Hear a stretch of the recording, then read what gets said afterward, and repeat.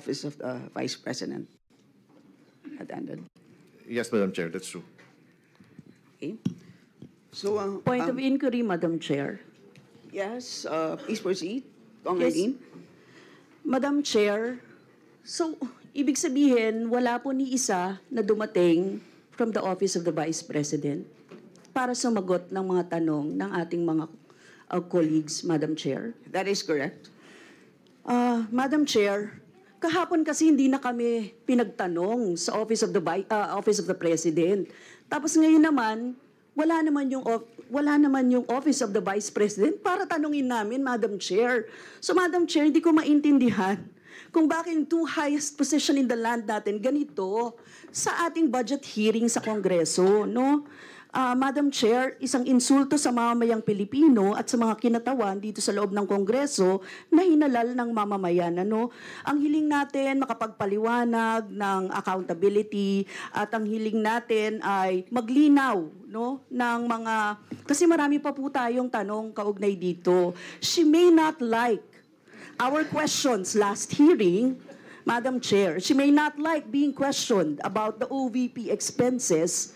She may not like sitting with us here in the House. But Madam Chair, she is accountable to the people and she has this sworn duty to the Constitution, being the head of the agency, to be here, no, para po ipagtanggol or malaman natin yung budget niya, Madam Chair. So yun lang, Madam Chair, as a manifestation. Thank you, Madam Chair.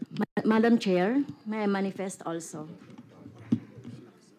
Kong Arlene? Sorry, Kong France. Madam Yes, Chair, pwede ba kami naman muna, hindi naman sunod-sunod na binigyan- sila na lang.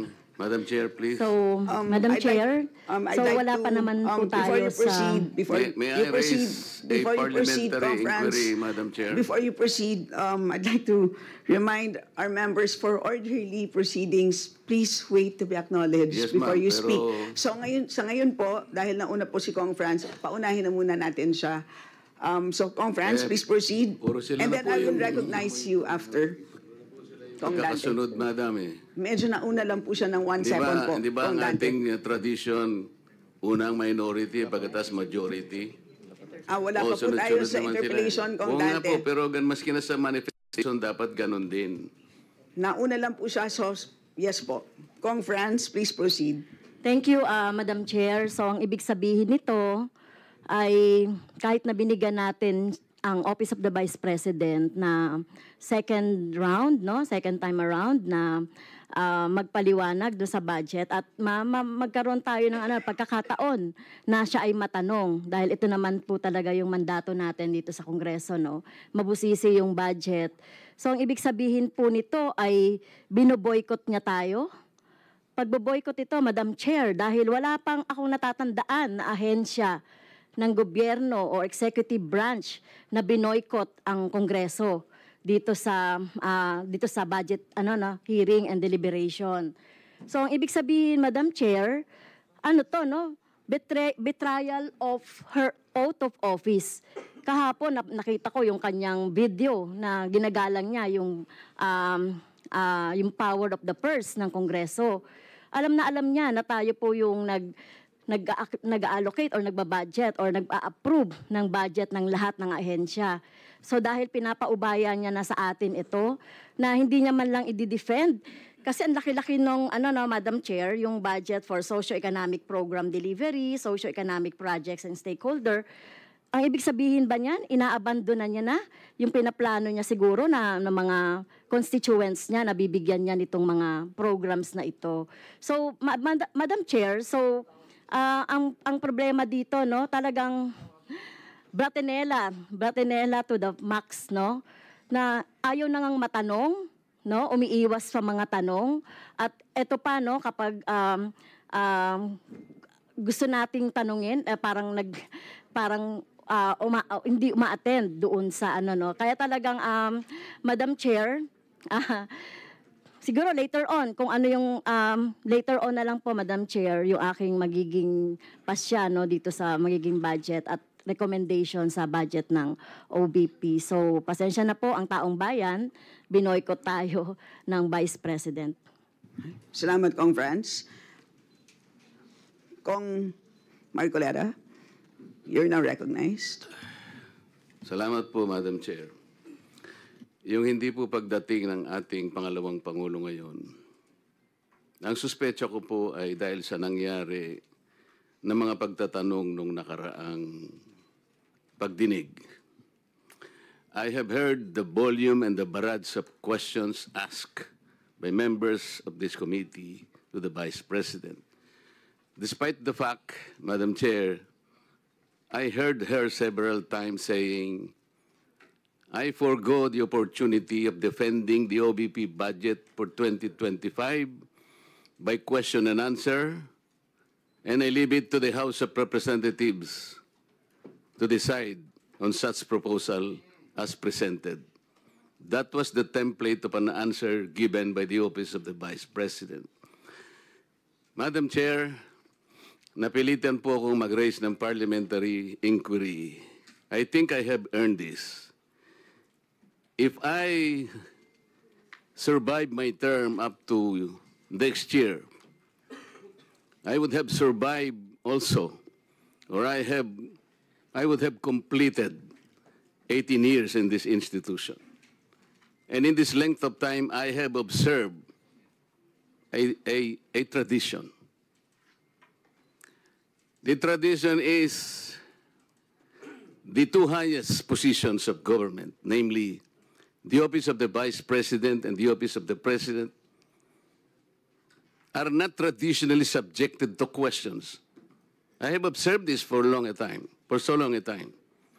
May I refresh the memory of the members of this committee, Madam Chair. In 2022,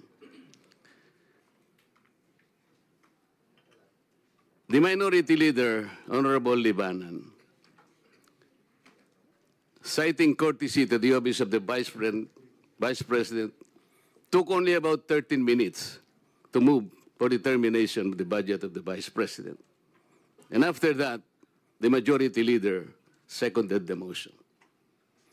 That was 2022, Madam Chair.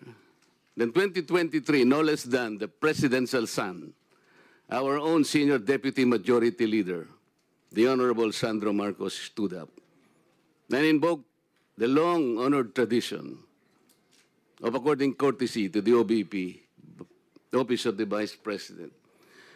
And in the same manner, he moved for determination of the Office of the Budget, the consideration of the budget of the Office of the President, Vice President.